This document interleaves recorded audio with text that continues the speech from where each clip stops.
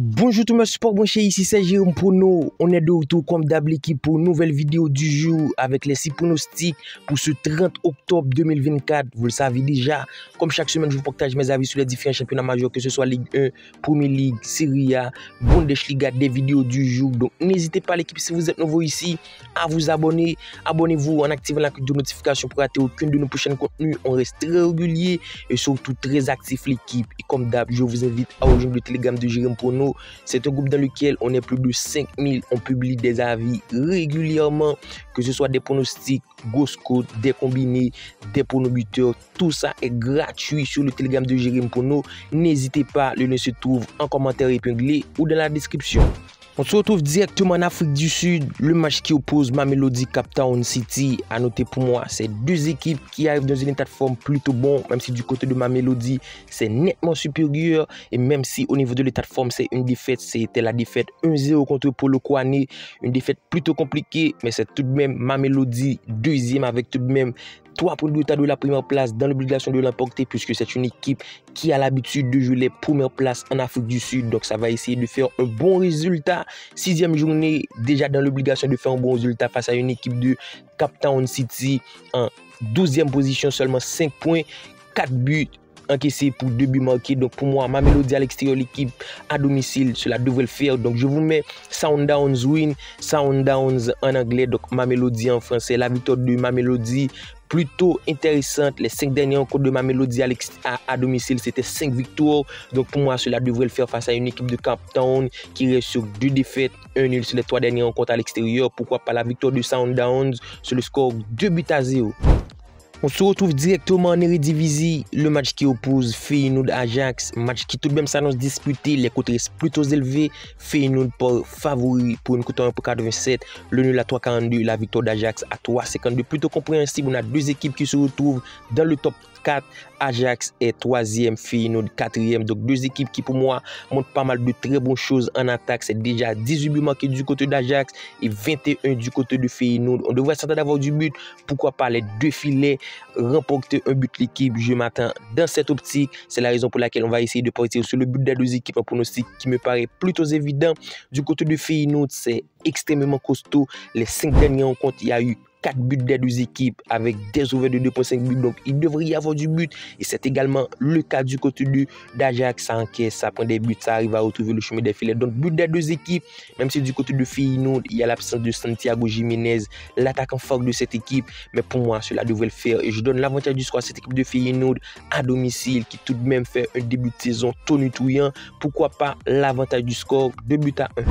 On se retrouve directement en Serie A, le match qui oppose Juventus-Parme. C'est pour moi une affiche qui s'annonce déséquilibrée de par les cotes, puisque les books donnent Juventus favori. Une cote à 1,40, c'est pour moi une cote clémente et surtout ultra intéressante, puisque la cote reste tout de même haute face à une équipe de Parme qui fait un début de saison plutôt compliqué, actuel 17e, 8 points au classement, 12 buts marqués pour 14 encaissés. Donc Parme reste pour moi plutôt faible. Et face à une équipe de Juventus qui sort de match nul plutôt intéressante, 4 buts partout contre Inter de Milan. Donc ça a été un match ultra plaisant et surtout disputé face à une équipe de Parme qui, même si les 5 derniers rencontres, c'est 4 matchs nuls, une défaite, mais c'est une équipe qui arrive régulièrement à prendre des buts, que ce soit contre Empoli, contre Como, contre Cagliari. Et pour moi, Juventus à domicile devrait le faire. Une équipe de Juventus avec un effectif très bien rodé qui se retrouve en 3e position. Donc victoire de Juventus qui a déjà marqué 15 buts pour seulement 5 buts encaissés. Défensivement, c'est extrêmement costaud. Après les 4 buts contre Inter, c'était tout de même un but encaissé. Donc pour moi, Juventus devrait l'emporter à domicile. Pourquoi pas le score 2-0 à l'avantage de Juventus. On reste en Serie A avec la rencontre qui oppose Atalanta Bergamo-Monza. Après la large victoire d'Atalanta face à cette équipe de Las Vérone, 6 buts à 1.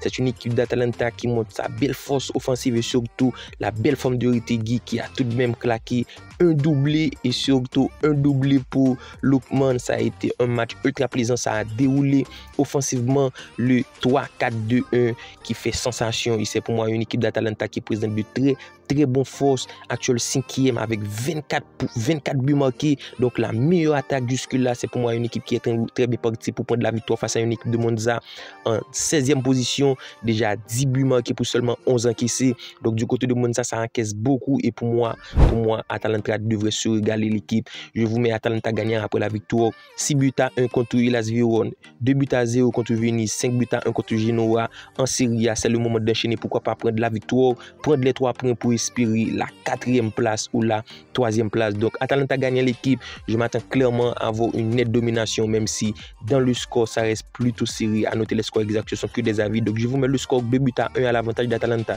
Et on termine avec un dernier match de Serie A. Empoli reçoit l'Inter de Milan. Match plutôt déséquilibré. C'est pour moi déséquilibré ces genres de rencontres. Même si du côté d'Empoli, ça reste extrêmement chiant à jouer. Ça a été prendre un match nul à l'extérieur contre Parme. Mais tout de même à domicile, c'est tout de même une équipe qui fait sensation après la coup de défaite. 1-0 contre Napoli, ça a été 3 matchs nuls, une victoire, match nul contre Fiorentina, match nul 0 but pour tout contre Juventus et une victoire 4 buts à 1, c'était un amico contre Cantassaro. Donc Empoli, c'est pas sous-estimé et c'est pour moi une équipe. Inter de Milan doit jouer extrêmement bon. Donc du côté d'Inter, actuel 2e avec tout de même 4 points de retard, c'est une équipe qui doit mieux faire et surtout après le match nul ultra plaisant du côté de Juventus. C'est le moment de prendre les 3 points sans difficulté. Je vous mets Inter de Milan gagnant l'équipe parce que pour moi du côté d'Inter, même si ça reste sur des performances plutôt compliquées, le match nul contre Juventus, mais dans l'ensemble ça reste extrêmement fort. Les 4 dernières rencontres, c'est 4 victoires, même s'il y a eu des contre-victoires, que ce soit contre Young Boys ou contre Roma, mais Empoli devrait concéder une nouvelle défaite. Pourquoi pas la victoire d'Inter de Milan pour notre pronostic sécurisé. Et on termine le championnat d'Écosse avec un match qui s'annonce ultra déséquilibré de par les côtes parce que les books donnent Celtic extrêmement favori, une cote à 1.08, c'est plutôt compliqué face à une équipe de Dundee qui tout de même fait des performances catastrophiques. Au classement, Celtic se retrouve en première position, même quantité de 2 points que Aberdeen. Donc Aberdeen qui fait un début de saison tonitruant, Dundee dans les zones rouges en 8e position avec seulement 9 points.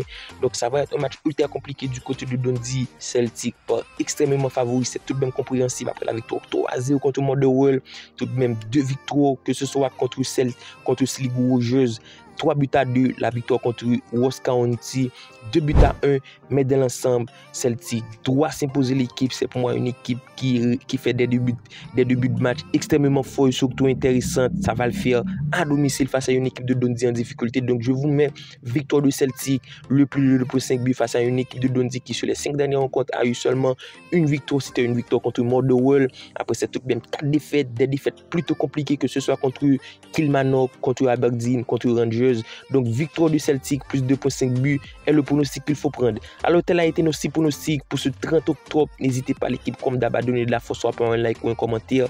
C'est extrêmement important. N'hésitez pas à le faire. D'ici là, on se capte pour une nouvelle vidéo. Bye bye.